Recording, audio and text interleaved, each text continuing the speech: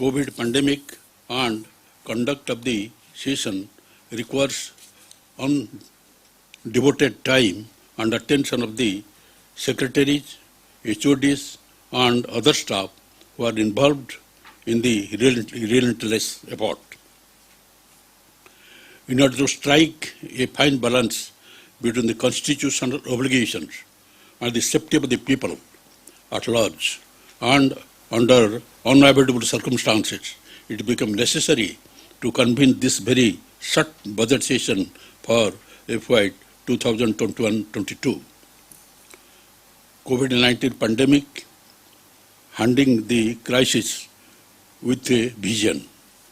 As you all know, the COVID-19 pandemic is unprecedented in the scale and severity. I convey my deep condolences to all those who lost their near and dear ones to COVID-19.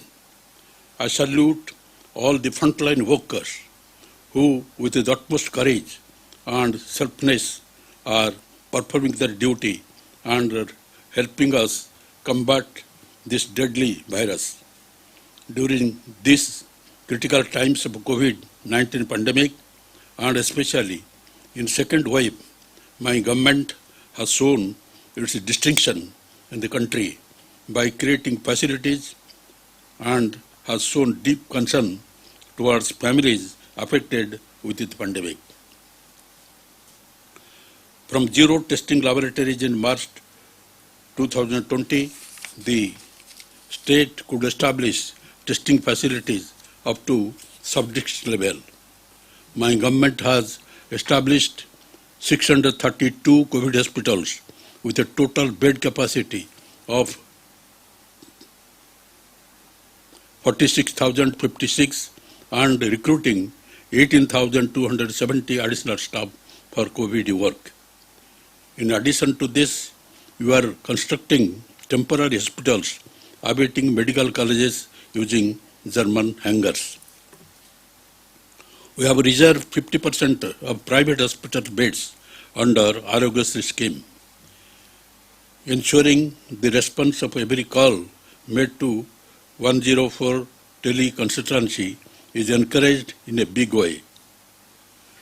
1,80,49,054 samples have been tested, in which 14,54,052 have tested positive. The test done per million in Andhra Pradesh is 3.3 lakh against the India's average of 2.2 lakhs. My government is procuring cryogenic tankers from overseas. Andhra Pradesh state is allotted with 590 metric ton of oxygen per day. State is utilizing the 100% allotted quantity. My government has requested the center to allot 900 metric tons of oxygen. By utilizing the state funds, vaccines have been purchased for 45 plus age group. First dose of vaccine was administered to 53.28 lakh persons, while second dose was also administered to 21.64 lakh persons out of 1.48 crores total population, covering health workers, frontline workers and persons aged more than 45 years. Economy. Considering the global and national economic showdown, the state economy has demonstrated strong resilience once again.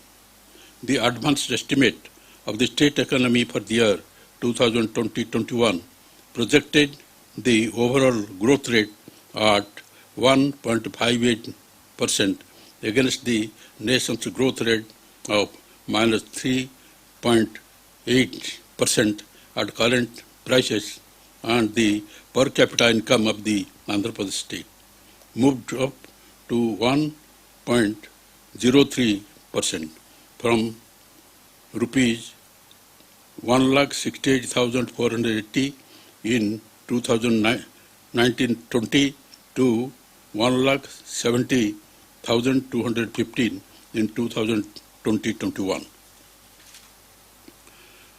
welfare and Ravanatnalu for inclusive governance.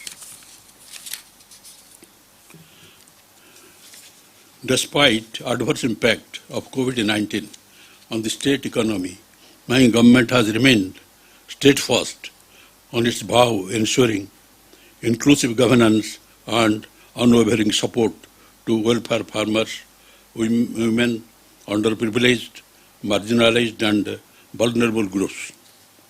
Focus on education and health continues to be an integral part of the state's welfare agenda.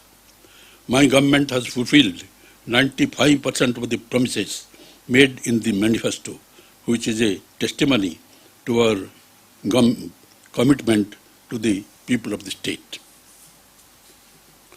Navaratnalu, a unique holistic approach, has significantly improved the lives of our citizens. Implementation of welfare programs through village ward secretariat and volunteer system has facilitated disbursal of financial assistance directly to the bank accounts of the beneficiaries without leakages. My government has also announced the welfare calendar for the year 2021-22, enabling advanced planning for delivery of all schemes, thereby exhaustively covering all eligible beneficiaries.